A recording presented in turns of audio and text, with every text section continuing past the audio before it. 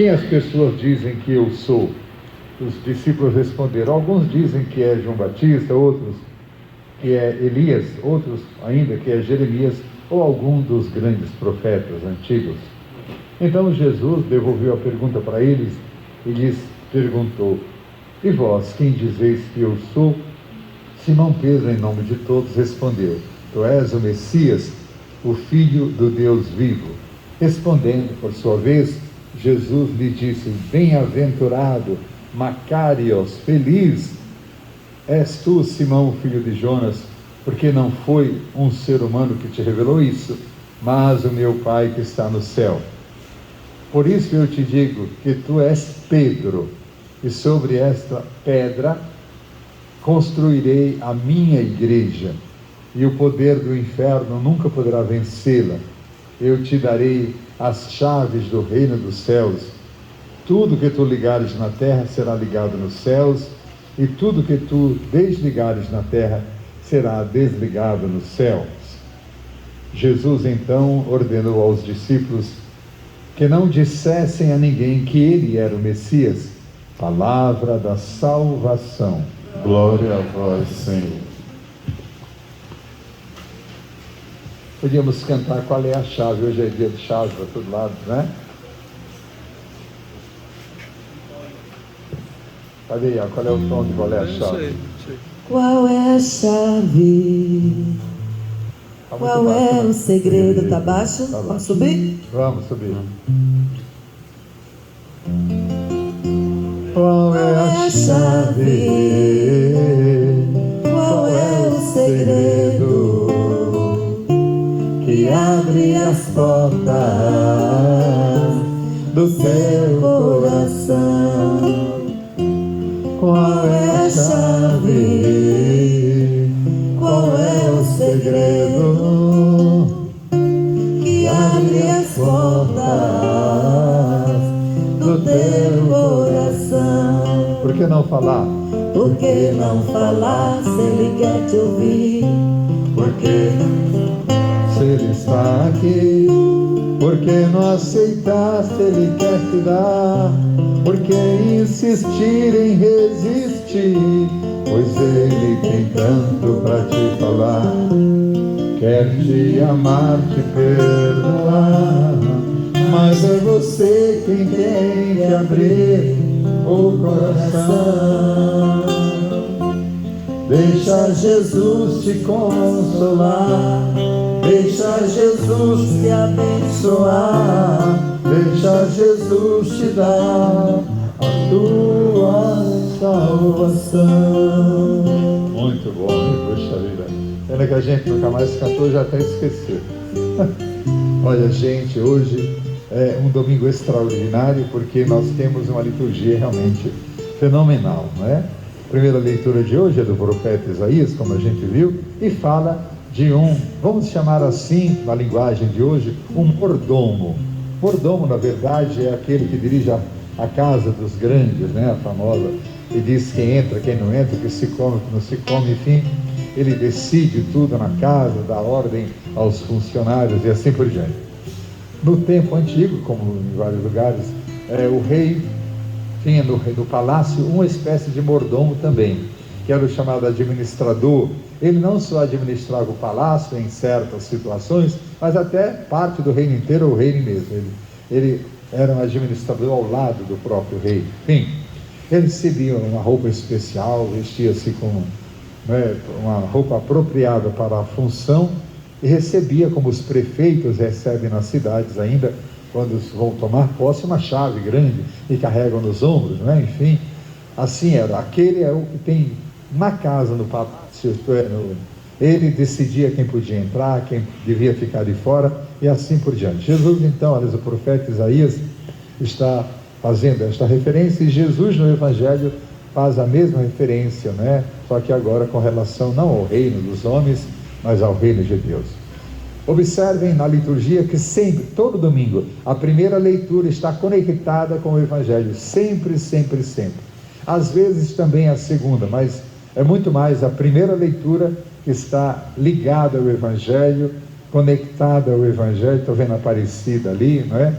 conectada ao Evangelho do que a segunda. A segunda é sempre diferente um pouco. E hoje, a segunda leitura de hoje define quem é Jesus e mostra quem é Deus. Ó profundidade da riqueza e da sabedoria e da ciência de Deus. É assim que Jesus é.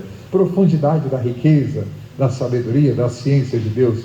Como são inescrutáveis os seus juízos, impenetráveis os seus caminhos. Ninguém pode penetrar os caminhos do mistério de Deus, de Jesus.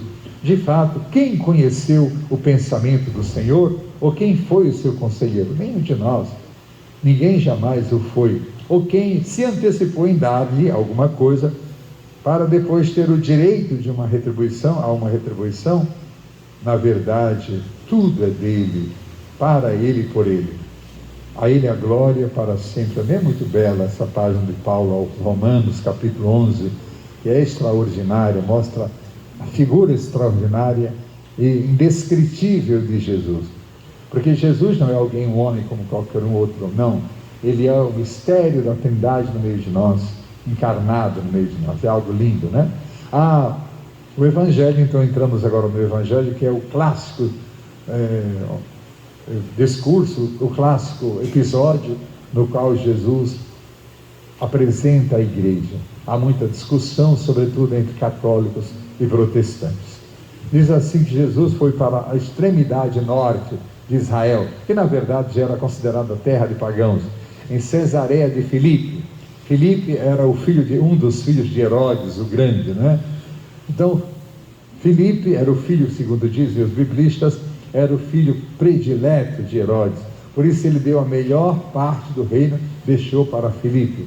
É um lugar tão lindo, eu nunca fui lá, mas ainda irei. Se eu não for, eu vou olhar lá do céu. Então, era tão extraordinário que quando o imperador romano chegou a esta região, ficou boquiaberto. Ele conhecia toda a Europa, as regiões da Europa, a Europa é muito bela, mas enfim, quando ele chegou nesse lugar, ficou, acho que aqui começa o paraíso, porque é realmente algo encantador, não é?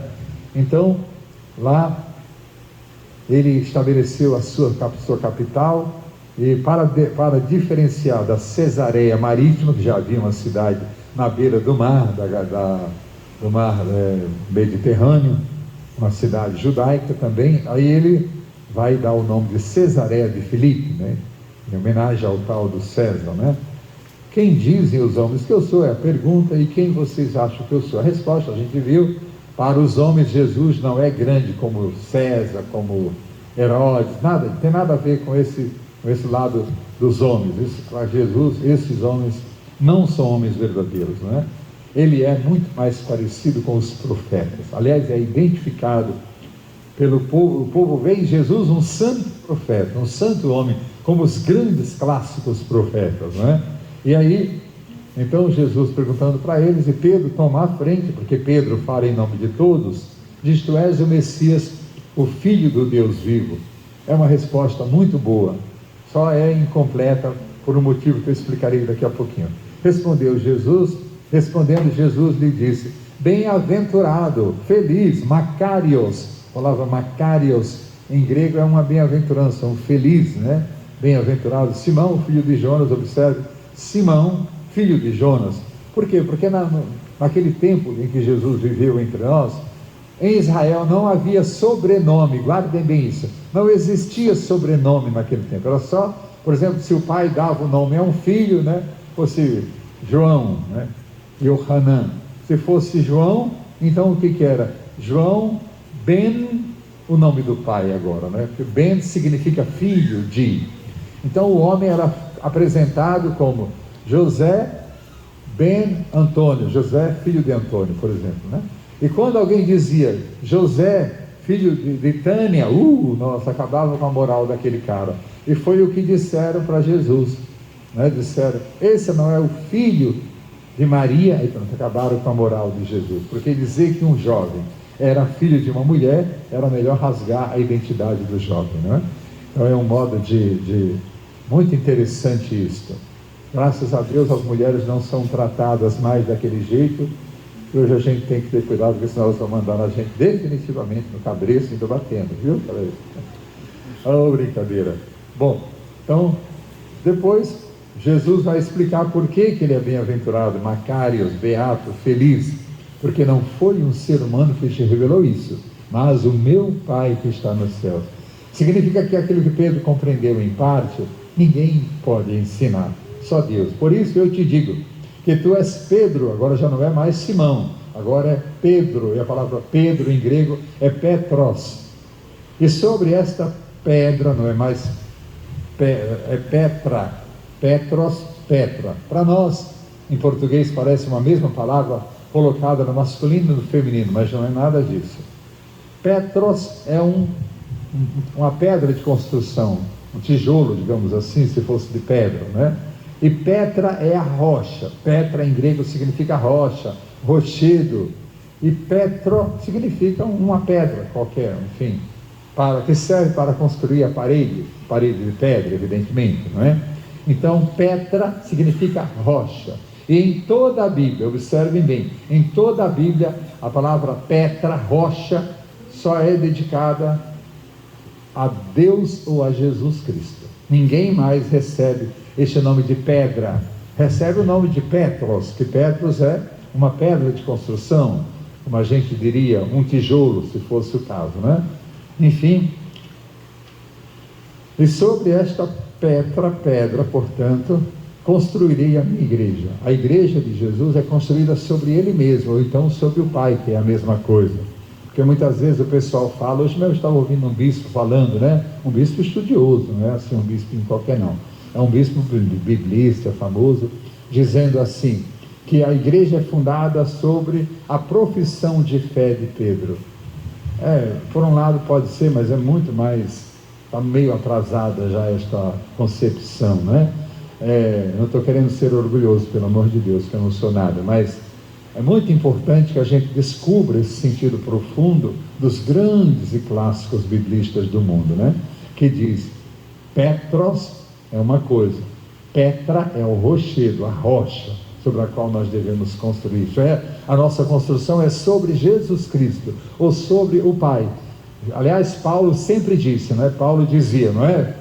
Não devemos construir sobre nenhum outro fundamento, a não ser Jesus Cristo, e Jesus Cristo ressuscitado, né? Então é muito interessante. Diante desta igreja, isto é, a palavra igreja quase nunca aparece nos evangelhos. Ela aparece 3 vezes em Mateus, e aqui está aparecendo pela primeira vez. Minha igreja, né? Re-eclesia. Então, e o poder do inferno nunca poderá vencê-lo. Eu te darei as chaves do reino dos céus, e tudo que tu ligares na terra será ligado nos céus, e tudo que tu desligares na terra será desligado no céu. Então essa expressão é dirigida a Pedro. O que tu ligares na terra será ligado no céu, e o que tu desligares na terra será desligado no céu. Observem, aqui nesse capítulo 16, a expressão é dirigida a Pedro, mas no capítulo 18, daqui mais 2 capítulos, né, de Mateus, nós vamos encontrar Jesus dizendo isso mesmo, para todos os discípulos. Por isso que a história de ligar ou desligar não pertence só a Pedro, pertence a toda a igreja, desde que esteja em comunhão com Pedro, evidentemente, né? E termina com essa expressão forte. Jesus disse que não dissessem a ninguém que ele era o Messias. Por que Jesus faz essa proibição? Porque eles não haviam entendido que Jesus era o Messias. Que tipo de Messias era Jesus? Porque para os grupos judaicos da época, todos os grupos esperavam o Messias, cada um de um jeito político, religioso, espiritual, espiritualista, sacerdotal, enfim, esperavam o Messias. Mas a ideia que eles tinham do Messias, viria um Messias que conquistaria o mundo para Israel. E Jesus disse que não, que ele não é o Messias conquistador, vencedor das nações. Ele é o Messias que vai dar a vida pelas nações. E quando Jesus começa a explicar, aliás, a segunda parte do Evangelho todinha é só para explicar que tipo de Messias ele é. Ele se empenha de todo modo para explicar que ele não é um Messias triunfante, como eles esperavam, mas é um Messias que vai dar a vida na cruz. Porque ninguém vence vencendo, matando. A gente só vence dando a vida. Imagina um pai, uma mãe dentro de casa. Como é que eles vencem? Não é matando os filhos, arrancando a orelha. A minha é grande assim, mas não foi puxando a orelha mesmo, né? Porque a nossa raça é assim meio, né? enfim, só Deus sabe explicar, mas enfim, a mãe vence quando dá a vida pela família, pelo esposo, pela família, pelos filhos, enfim. Depois chegam aqueles outros, né? Nora, né? Ela está com o bebê no colo ali, daqui a pouco ela vai estar com uma nora. No instante chega o tempo, né? É incrível. Então, a dar a vida pela nora, que a gente quer brigar a nora, bater na danada, né? E a gente quer matar a velha. A velha deu tanto, fez tanto bem para você, a sua sogra. Ela criou esse barrigudo para você desde pequenininho assim, né? E depois se entregou de bandeja já grande. Olha que coisa, para ela é um dano danado, perder aquele filho que ela tanto ama, perder de algum modo, né? E aí ainda a danada da nora boba vai brigar com a sogra, vai ficar ajoelhando aos pés da velha, dizendo muito obrigado que você arrumou esse barrigudo para mim. E a sogra também deveria fazer a mesma coisa, por quê? Porque a sogra, qual é o maior sonho dela? É ver o filho dela feliz, não é? Ou a filha. Então apareceu alguém que vai ajudar na felicidade desse sonho dela. Ela poderia ficar o tempo todo ajoelhada também aos pés da nora. Minha nora, você é um tesouro. Agora a comida que você faz não é igual a minha, é horrível. Meu filho está acostumado a comer grude, né? Então Jesus proíbe que eles digam quem é Jesus, porque eles não entenderam que Jesus é um Messias servidor, doador de vida, que vem para vencer o mundo dando a vida, e não vencer o mundo matando o mundo, vencendo o mundo. Amém. Deus nos abençoe. Creio em Deus Pai.